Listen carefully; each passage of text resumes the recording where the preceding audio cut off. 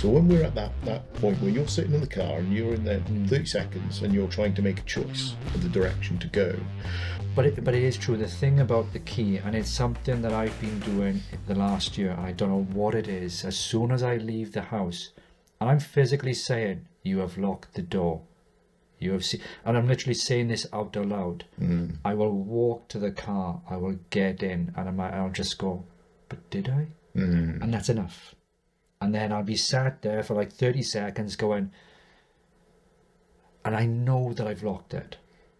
But that doubt, that doubt, and then I've got to turn the car off, I've got to get out, and I've gone, I knew I was right.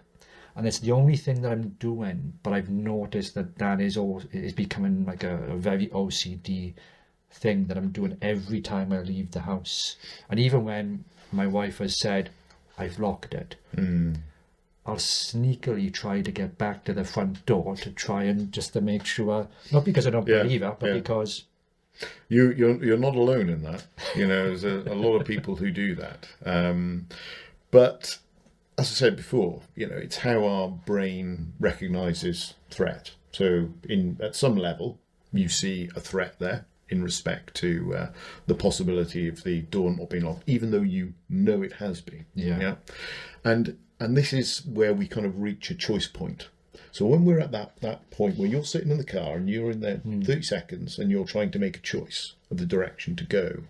So one of the people who was kind of quite big in bringing ACT to the world, he came up with a concept of something called the choice point, as I was just referring to. And you've kind of got two ways you can go at that point, which is I take the low road, which is the well-worn path, and I go back and I check. Yeah. Or I take the high road, the more challenging road, which is, but Yeah. ultimately a better outcome, a more workable solution in the long run, which is to say, I'm going to be with this discomfort and I'm going to leave the house and I'm going to go now. And I bet you any money, by the time you get home, you'll get up to the front door, you'll open the door, you'll walk in and you go, oh yeah, earlier on I had this thought about, whether the door was unlocked. Yeah. And you've completely forgotten about it because you've sent the spike by not engaging the behaviour. You sent a signal which said this is less of a threat than it may have been previously perceived to be, and that's why the monkey gets a bit quieter. Because literally there have been like 2 occasions where I've not given to it and I've come off the drive. I get to the corner and my anxiety is terrible. But then 2 seconds down the road, once I'm by the main road and I've committed to going, it goes. Yeah. And I don't think about it Probably again. don't think about it again, yeah. Because I'm like, right, I've committed, I've made the decision, I'm going. And then it's gone and I don't think about it, but that brief moment is really arduous. If you can overcome that every time, you will do a lot better in the future. And a lot of this is about overcoming.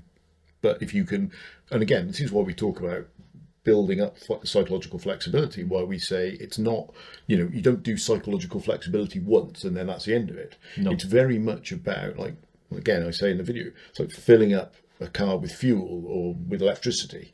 We need to kind of keep topping it up. So by building, topping that up, when we do get those situations which challenge us in some way, shape or form, I know, locking the front door is a pretty minor one in the grand scheme of things. Yeah. But even situations like that, we start to learn that we don't have to, engage with a concern or anything. You'll probably still get thoughts cropping up. I do, whenever I leave the house, but I don't engage with them anymore. And then I go about my day and I come back later thinking, sometimes, as I said, I come into the house, I'll go in the kitchen, I'll drop off whatever I've, maybe bought or something.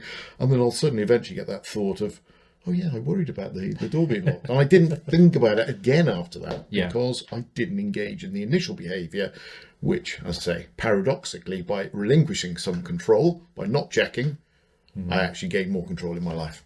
I might have to get chocolate Brazil nuts in the car so that if I do get that thought, I'll treat myself and say, no, I could have reason to stay in the car. Oh, extrinsic rewards. Extrinsic. No, I don't. I'm not getting into the neuroscience of extrinsic rewards because that's another podcast. That's a whole other kettle of fish. But that's fine. But Yeah. yeah.